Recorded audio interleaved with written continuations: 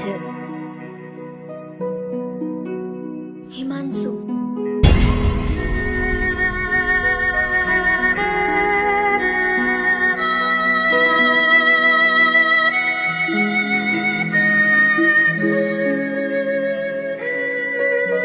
હિમાંશુ તો મરી ગયો હતો ને.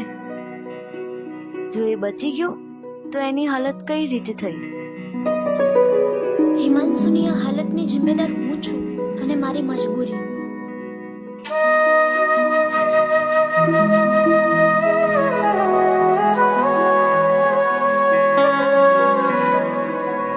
તમે જાણો છો, જમીનદારનો દીકરો મને પહેલાથી જ પસંદ કરતો હતો.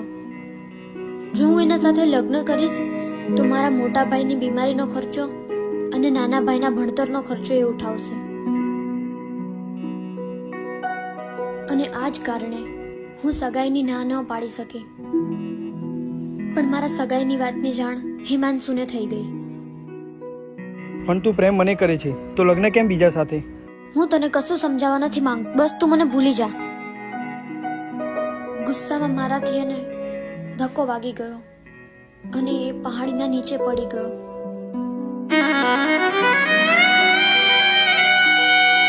પણ મેં એને ત્યાં જ મરવા માટે છોડી દીધો અને આજે એની હાલત મોતથી પણ બદતર થઈ ગઈ છે, જેની જવાબદાર હું છું.